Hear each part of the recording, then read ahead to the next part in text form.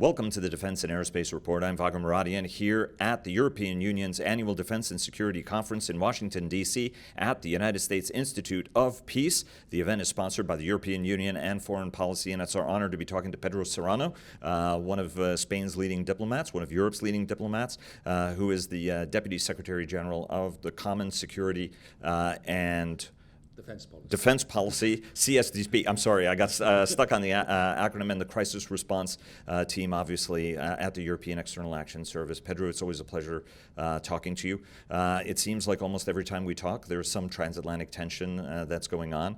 I think European leaders have done a very good job over the past few years explaining PESCO, the Permanent Security Cooperation, the European Defense Fund. There was a pretty stern letter that came from Washington to the EU alleging that these are potentially discriminatory towards the United States. The European Union has given its answer. Talk to us a little bit about the misunderstanding, or to clarify what these initiatives are, why they're important, and actually why, from your perspective, they're actually in the United States' interest ultimately as well. Thank you. Thank you very much, Vago, and pleasure to be here with you today as well. And the initiatives that you're referring to, both PESCO and EDF, the Permanent Structured Cooperation European Defence Fund, they have as a fundamental aim to help member states of the European Union work in cooperation in the development of defence capabilities. And in identifying which capabilities we want to develop, we have been working with NATO in identifying common priorities. And all the priorities that have been identified are also NATO priorities. So what these two initiatives are going to be doing is helping member states of the European Union spend more money, invest more, do it together, which will bring economies of scale and improve quality of products in order to develop capacities and capabilities that will be at the service of both NATO and the European Union as member states of both organizations decide. So from that perspective, we believe that it is a very positive initiative. It responds to what the United States has been calling the Europeans to do for many years, which is investing more in defense and supporting transatlantic efforts, and we believe that this is what these initiatives are serving.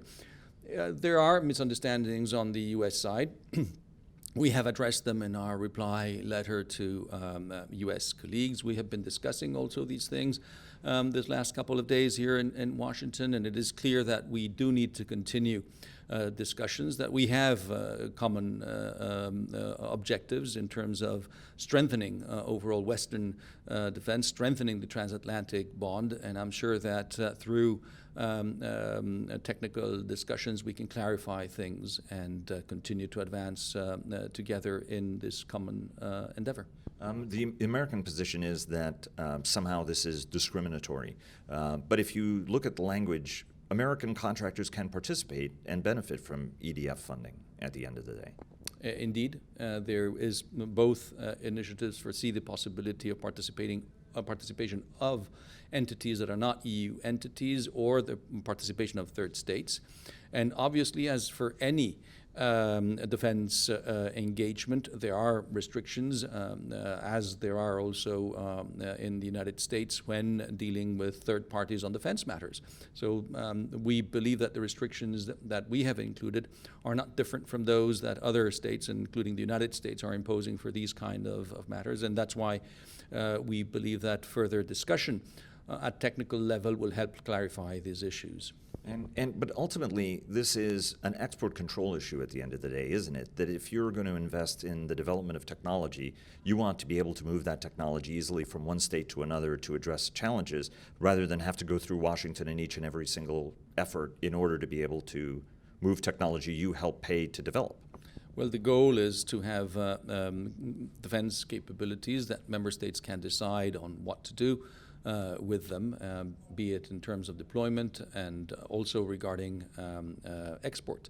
But here, again, this is not an atypical issue. It's a frequent question in corporations on security, on defense industrial matters.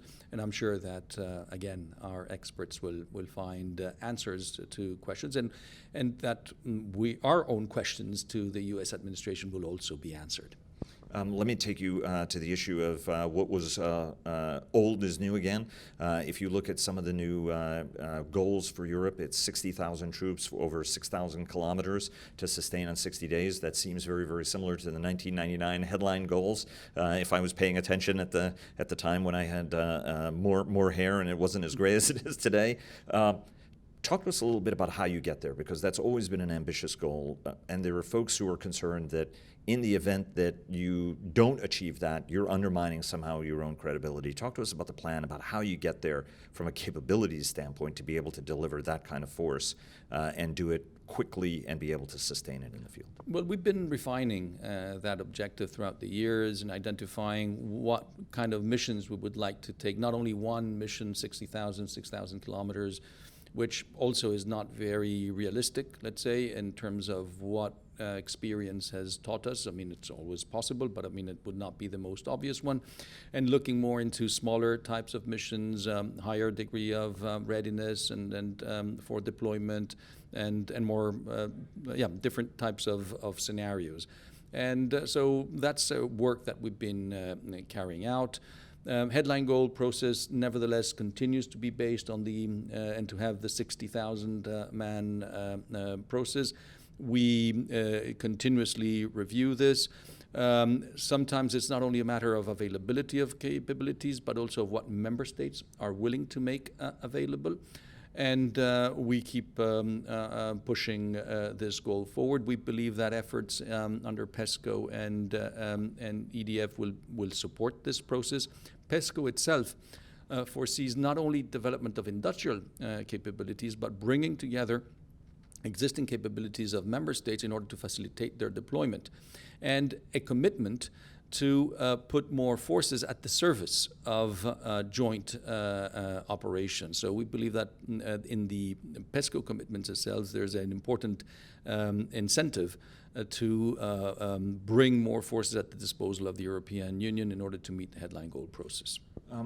Oftentimes it's said that by the time you're deploying forces, it's actually too late.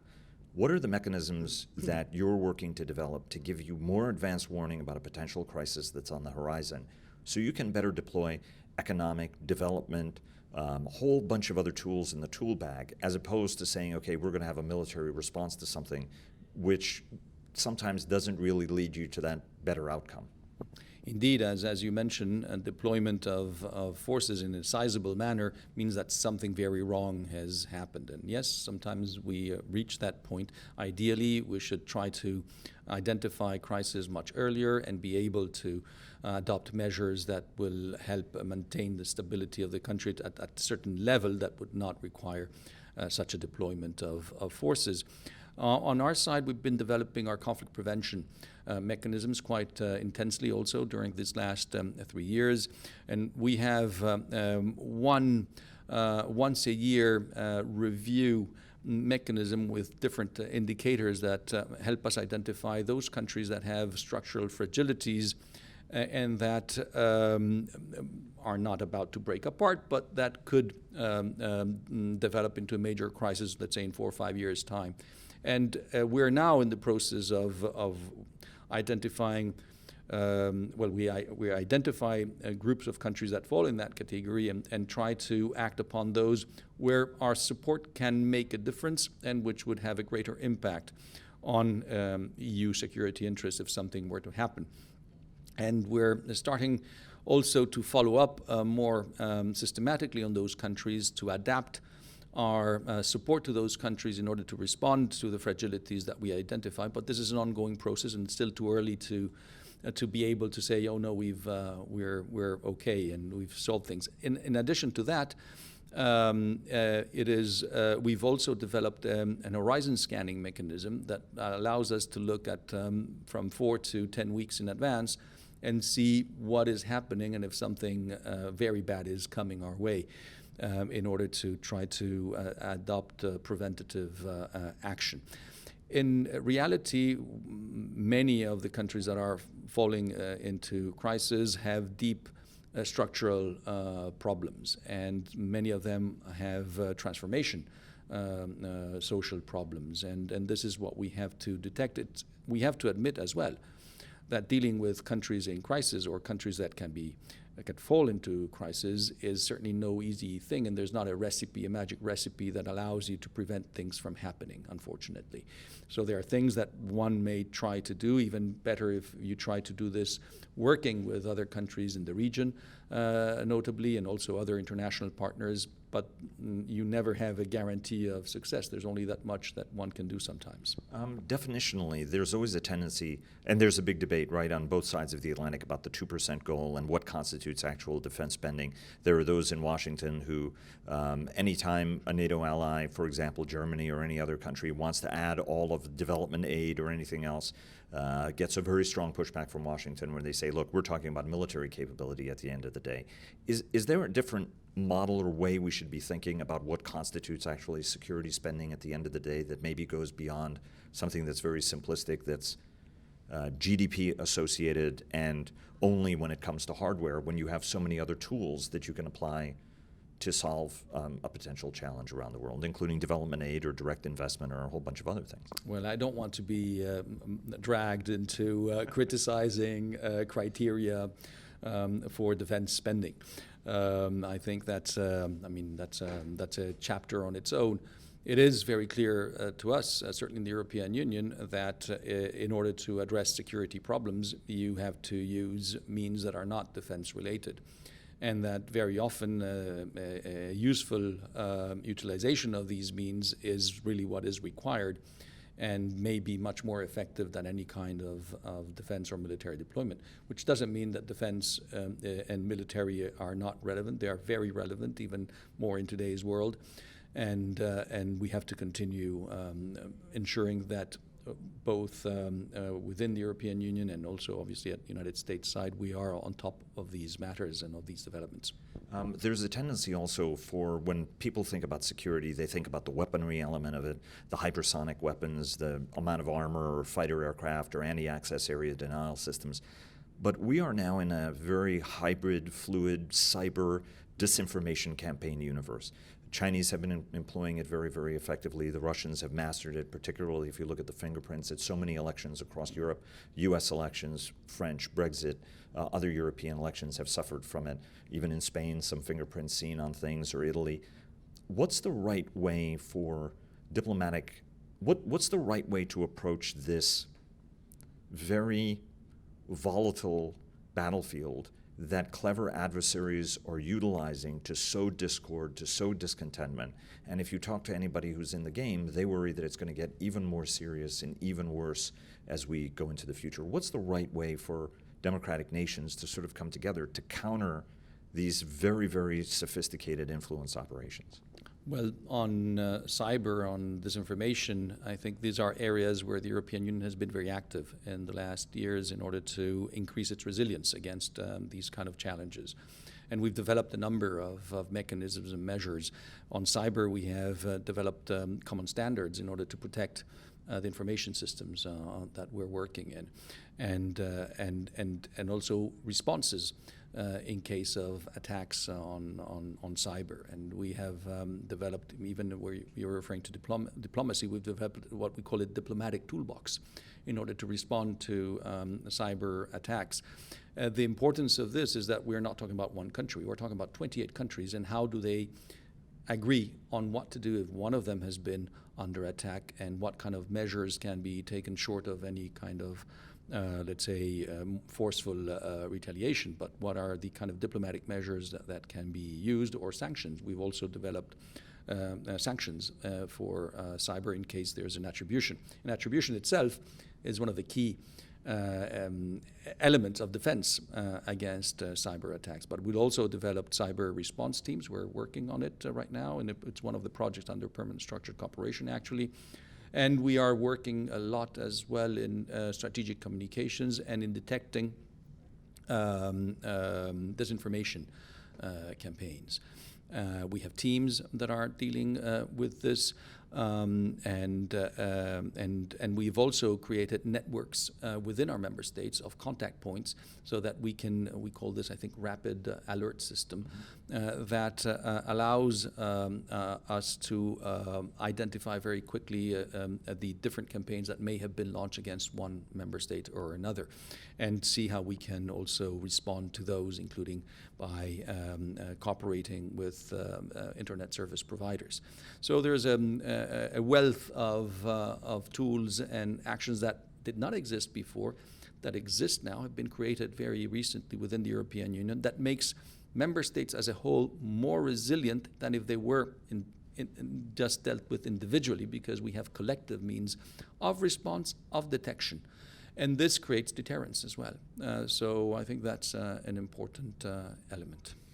You mentioned cyber technology. That brings us to 5G. There's I think, a robust transatlantic conversation, I think you would say, in diplomatic circles between the United States and its allies, particularly about Chinese 5G capability technology. U.S. concern or U.S. position is, we're not going to share intelligence with you guys unless you cut off your access to Huawei technology.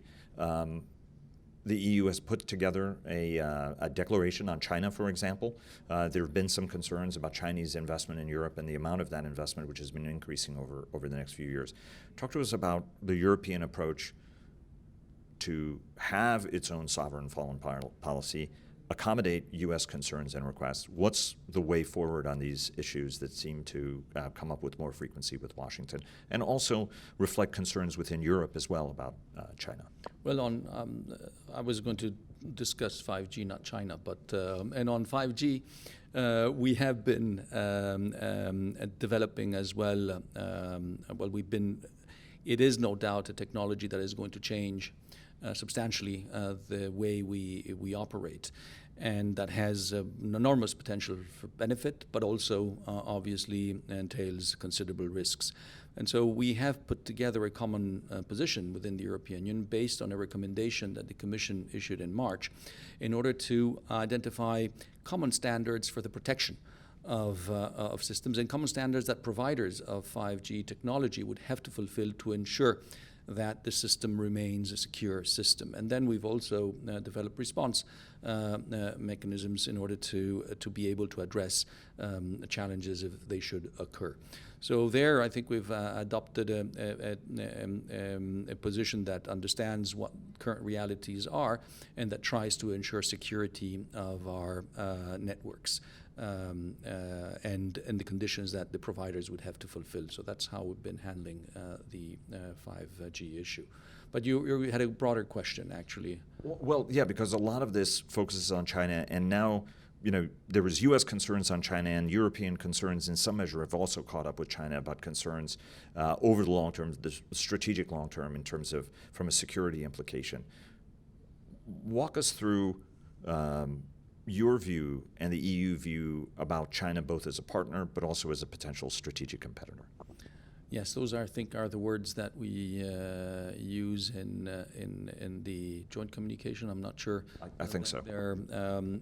But in any case, there's no doubt that China is, let's say,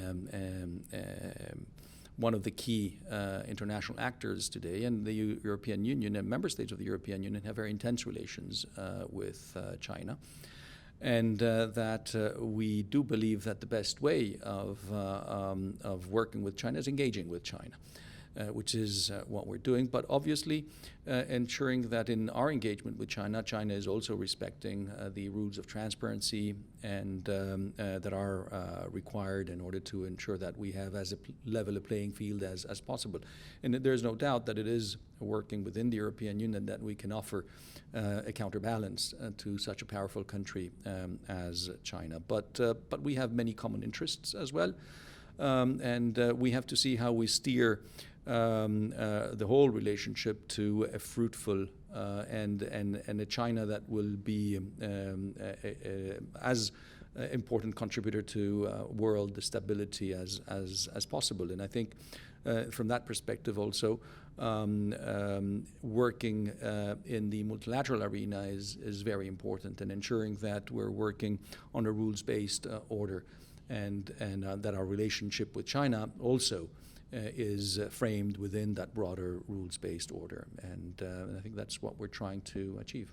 Do you think it makes sense to have greater transatlantic cooperation on issues like 5G, on cyber, on artificial intelligence that are all seen both as great avenues for opportunity for the future, but also areas where folks are a little more concerned about competition with China? Do you think that a transatlantic alliance on the development of these technologies would be something that would be advantageous over the strategic long term? You're asking me way beyond my pay grade, and I could not really venture an informed reply. I think that transatlantic cooperation per se is a useful and good thing, and it is obvious that we are discussing and have to continue discussing all these matters. Again, I think that is unquestionable. But we have to do it in a cooperative overall environment. Let me take you something which is I think not above your pay grade and in your basket. The administration, the Trump administration, has made clear that it does not like multilateral or even bilateral arms control agreements, whether the Intermediate Nuclear Forces Treaty. There are reports that the New START Treaty may be on life support. The Joint Comprehensive Plan of Action is being dismantled in terms of, or the Iran, otherwise known as the Iran nuclear deal. As the conventional arms policy, also something that faces opposition from the administration. In this kind of an environment, and the administration's concerns, some of them are that China is not party to some of these agreements, in fairness to what the administration is saying, nor do they achieve the goals that the administration feels are strategic. For example, it didn't make Iran a good actor necessarily, even if it may have slowed its nuclear program. The specific question is, what's the future for arms control regimes now? Something that's very, very important for European nations. The Intermediate Range Nuclear Forces Treaty was right on Europe's doorstep, so there are a little bit of heightened concerns there. Talk to us about what the future of arms control is in the current political and international environment. Well, if anything, it has become more important than ever, with more actors and more access to technologies that are potentially very dangerous. So we will continue supporting very strongly the non-proliferation and disarmament regimes that exist. We'll be looking into new initiatives that may appear that may address also problems that did not exist before and that may have also questioned some of the existing agreements. And we understand that there may be changes of circumstances that deserve consideration. But then we need to address this through multilateral arms control mechanisms, because that has proven up to now to be the best way to deal with these issues. And of course, this includes the JCPOA, which we still believe is a very important agreement that we continue to support and are trying to ensure that it will continue to be applied. How do you save JCPOA at this point, given the United States is bringing to bear rather extraordinary means, even onto its allies, to stop it? Well, the European Union has been developing mechanisms that will help those, all of us, to continue to deliver on the commitments entered into through JCPOA, and we will continue supporting those mechanisms. And of course, we'll continue engaging with the United States and other countries in order to explain what our positions are and what are the benefits that we do get from this very important treaty. The United States is applying enormous pressure on Iran to the point where there are those who are concerned that there could be a governmental collapse or a regime collapse, which may be partly the goal from a Washington perspective, given past statements by some of its senior officials, including John Bolton. What are the implications for a collapsed Iran? I mean, from your standpoint, are enough people thinking through what exactly that might mean, both regionally and internationally? That's a very hypothetical question. I really don't think that is, there's no doubt that Iran is part of the balance of the region, and we've had enough experience of the region to understand that that is the case. And what we want is an Iran that is a respectful partner within the region and that works also for stability within the region. And our engagement with Iran, including through the JCPOA, aims precisely at achieving those goals. And from a last question, from a pan-European perspective, there are so many. If you talk to countries in the north, China is a primary concern. If you talk in the south, primarily the concern is a Mediterranean one for migrant traffic and immigration. All of these challenges are ongoing. Is there as unified a security view, do you think, within Europe about what strategic threats, dangers, and challenges are at this point? Is it as unified as it needs to be from your perspective? Well, our common vision of the threats and challenges has been evolving as threats and challenges have been evolving in the last years. And you may be right that there still may remain different sensitivities. But we have advanced a lot, I think, into what we call, and I imagine you were referring to this, common strategic culture within the European Union. And it is a process that is being developed, and I think it is advancing well. Are we at the end of the road? Probably not yet. But have we advanced in the last years? I would say we've advanced considerably. Pedro, thank you very, very much. It's always an honor and pleasure. Thank you so much. Thank you. Thank you very much. My pleasure, Paco.